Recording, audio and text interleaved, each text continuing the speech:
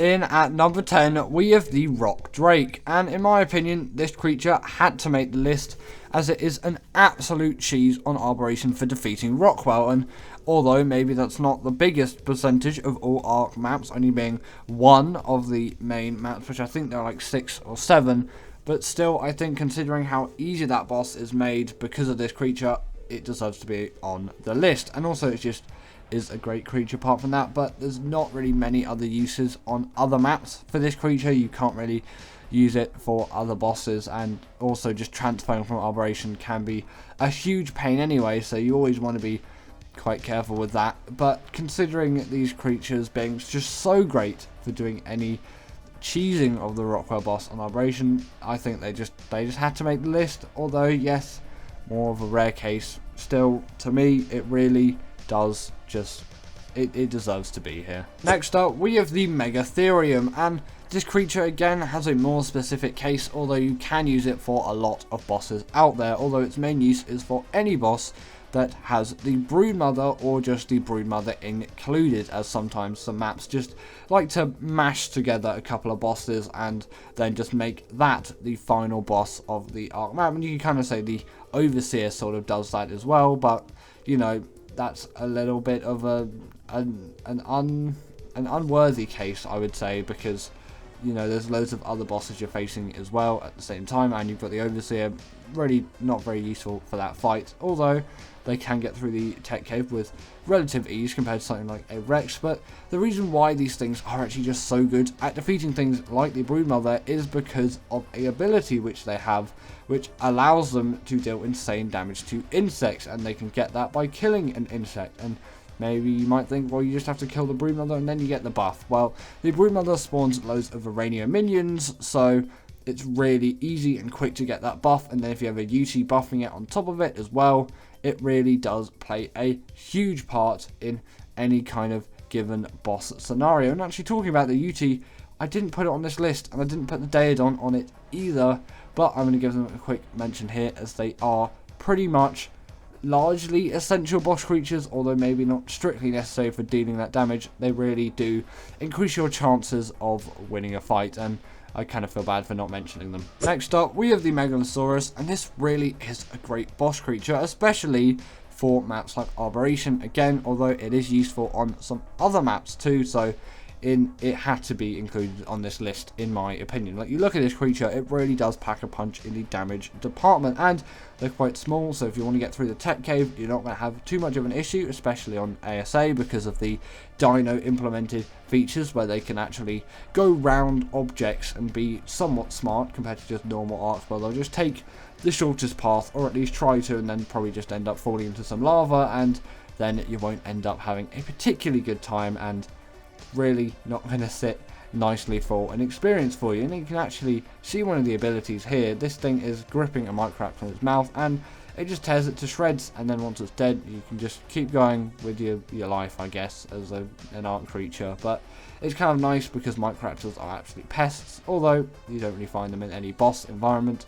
Quite useful for some Dimorphodons on the Dragon boss fight though, as they can quickly snatch those up and kill them, as they are an absolute nuisance as they damage the rider, and they can really decrease the chances of you actually winning that boss fight. So that is an extremely great use of these creatures. If you don't have Theres, I would recommend using the Megalosaurus or the Megalosaurus and some Theres, so you can get those Dimorphodons, very different creatures, taken out while still being able to not have all your creatures die because of the incredibly OP fire buff, which really does hurt any kind of carnivorous creature. Speaking of the Theri, in number 7, we do have the Theri, and I kind of talked about the rationale behind this creature being here, and it is really great for the dragon boss fight, or any boss fight that has the dragon in it, of course, as it's going to have that fire ability, which is not going to be particularly friendly to any carnivorous creature, but also this thing's saddle does unlock at level 69. Now, apart from that absolutely amazing thing coming from the saddle level of this creature, it's also a great gatherer, although that doesn't really make it a particularly great boss creature, but it does gather fiber quite well. So apart from being a really good boss creature, this thing is really good at just general resource gathering, which is another reason to tame it if you're not thinking of doing bosses currently. And it doesn't really matter what map you're on, if a Theris spawns there, they are going to be extremely useful, as they do spawn on every map, I'm pretty sure. Like, they're kind of just that common creature that you don't not have on any given map. And although yes, on official their taming does take a little bit of a while considering their size, but it's mainly just because of the food you give them. It's a lot easier to get prime meat than some like vegetables, which you obviously have to grow and you have to do that high process. You can use kibble, of course, but still, generally this is going to take a lot longer than the carnivorous tame, but it still is well worth it, especially if you're thinking of doing the dragon boss fight, or if you just really need a lot of fiber in your life. Next up, we have the Giga, and this thing has to be included here for its insanely great use on extinction. Although nowadays there is one creature which has sort of replaced it, which is later on in the list, and you'll hear about that creature maybe in just a couple of minutes. And either way, this creature, if you can tell already, deals a huge amount of damage, and it really does have the health to pack a punch as well. It makes it a really useful creature for that. Its only real downsides is its rage meter and its terrible stamina.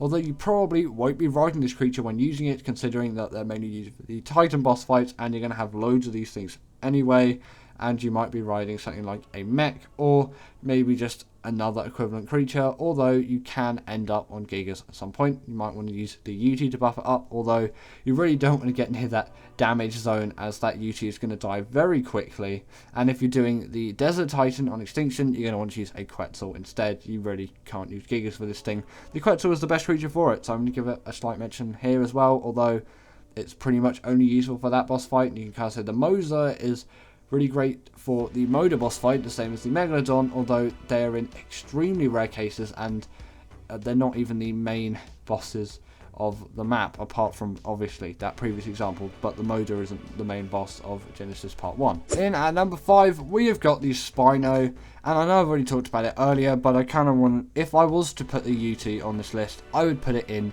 at this spot, as I think all the creatures past it the better, but it's kind of on par where the Spino is. It's just you're quite limited when you've only got 10 creatures on the list, and maybe I should have spent a little bit more time thinking and considering. And for the Daedon, for that example, I would have probably put that in at like number 9, number 8. That's kind of where it sits, as is less essential. You kind of maybe put the Snowmail there as well, but that is in even rarer cases, so I don't really think it deserves to make the list.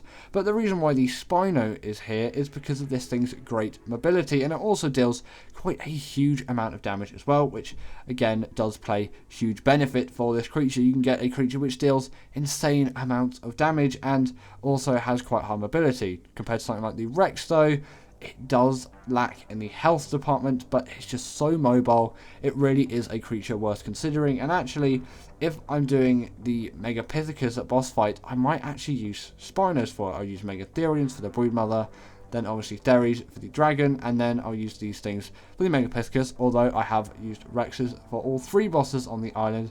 Mainly the Megapithecus, of course. I pretty much only go for Theris if I'm sticking to just creatures on the island. Otherwise, all of these bosses can be pretty easily done with the Deinonychus, but that is much later on the list.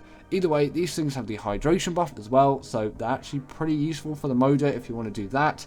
On top of that, they can turn 360 on the spot, again playing to their mobility, and they can stand up on their hind legs, dealing even more damage. Sadly, they don't have the bleed ability, but still a very great boss creature. Next up, we have the Carcharodontosaurus. Sorry about that blurry picture there, I really do need to find a new one, but my previous one got deleted and I've looked, but I can't really find one. Maybe AI can do something in the future, or I'll just find that previous image wherever that thing's gone. But either way, this is essentially just the Giga upgrade. This creature is the Giga, but it doesn't have the rage buff. It deals more damage, and obviously because of that rage buff, it actually means this creature has more health, as it doesn't go into rage, and it will stay fighting right till 0 HP, which is really a huge benefit, and it makes this creature significantly more reliable to tame and to use than the Giga. Actually, maybe not to tame, because these things are really not the most reliable to tame because of their taming methods. A lot more things can go wrong. It's not just a simple knockout tame. You've got to drag creatures to it, and then after that you've got to let it eat those creatures, and it can't kill any other creatures for a significant amount of time, obviously until that blood rage fades away, because it can't be in a blood rage while you're taming it. But then after you got it past that stage, it really isn't too hard to go around and kill loads of creatures and then actually tame it, although it's kind of sad that you get knocked off when you tame it, because you don't need a saddle to tame this thing, but then as soon as it is tamed, you do need a saddle to ride it. Just a little nitpick from me, but again, this is going to be a really useful creature for the bosses on Extinction, and that's pretty much it, but it really does play a huge part, and it is a very huge damage dealer, and I had to put it on the list. In at number 3, we have the Rex, and this kind of had to be here, okay? It's such a well-balanced carnivore, in my opinion, it just had to make the list. When you look at this thing, it deals a very hefty amount of damage, it has a very good health stat, although its mobility isn't the greatest, you don't need that all too much in general combat scenarios, and it really does pack a punch, and it's ridiculously easy to tame, especially on ASA, as you can literally take this thing as a baby by just killing its parents and then just simply pressing a button, and unless you're on official, it will raise pretty quickly, as you can just have a Rex like that, and drops are very commonly found with Rex saddles on ASA, because drops are so much more OP on ASA than just general normal Arc, kind of as they should be, and you see that in the later DLC maps of Arc when you go into like Gen 2 and all of that. Drops kind of seem to fix themselves. Don't know why they haven't really done that for the island, but maybe they're just like, it doesn't need, the island is just, it's what it is now. It's just that first map that, although it's been really well designed, it does lack in a few features that the other maps really deliver, and sometimes, you know, there are some features in the new maps you kind of take for granted, although you don't really notice that too much in your Arc playing. It's just a couple of nitpicks when you go to like Gen 2 and all those newer maps. There's just a few things which just, they work better, not it work better. What is wrong with my grammar today? But yeah, sadly also the Rex doesn't deal the bleed ability, but it can do the roar and knock people off their riders. Again, not really too useful for bosses, but want to pair with a UT and get this thing buffed even more. Its health will last in any decently long boss fight, especially on Gen 1 actually. It's extremely useful for the Master Controller, and you know, they deal a quite hefty amount of damage and are really useful for just any kind of general boss fight that isn't one on Extinction. In at number 2, we have got the Shadow Mane, and in my opinion, this had to be here. And although its tame method is kind of a little bit annoying and a lot of things can go wrong along the way, once you've tamed a very high level male and female, you can simply breed these things and get that breeding chain going and getting yourself some really nice Shadow Manes, and then you don't have to do too much Shadow Mane taming. That's why I don't really recommend going for a low level first time. Just go for the highest level you can find, get a male and a female, and just get them breeding right away, because frankly it isn't really worth it. You can get better stats with breeding creatures, and they are particularly quite a pain to tame. But the thing about these Shadow Mane, they have very decent damage, very decent health, and very decent mobility, and also they come at quite a decent size as well. And if you transfer onto the island, the Tech Cave becomes an absolute breeze when using a creature like this, but also just any general boss fight. They're pretty good for the Master Controller, although I've never used them for that. Really, I've seen some other people use it for them though, and they've been really successful with it.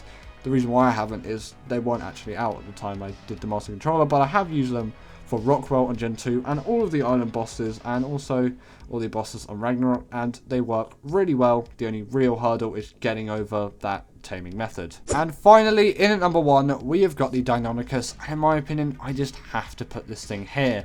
The fact that this can deal bleed damage to bosses is an absolute game changer, and any of the bosses where you use Rexes or Megatheriums and Derries, these creatures are going to be extremely useful for all of those. As with the bleed ability, those bosses can be very quickly done, and you don't really have to worry about the dragon's breathing attack, as that boss is going to go through so quickly, and even when it's in the air, that health is still going to be draining down. So it really does play a huge part in the Arc boss experience, and compared to the Shadow Mane, they are significantly easier to tame. Like, you compare the tame method for the Shadow Mane to this thing, they are so much easier to tame, and although they aren't quite as mobile because they can't jump like 10 million feet into the air, they still do have quite a lot of mobility. They don't take full damage. They have the pack buff. Sadly, they lose on the hydration buff, but you know, you're probably not going to be using these things for the Moda, and general boss arenas don't tend to have water in it, so not too useful for boss scenarios, although it can be useful in some cases.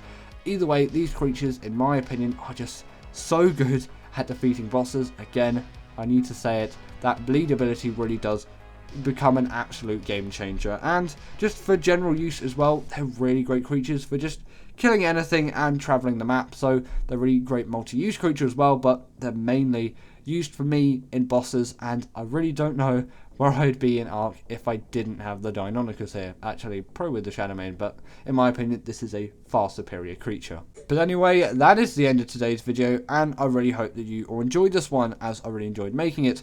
As always, comment down below what is the best Arc boss creature. Sorry about missing the Yeti and the Daedon. And also, if you don't agree with this list, comment down your top 10, and I'll see you all later.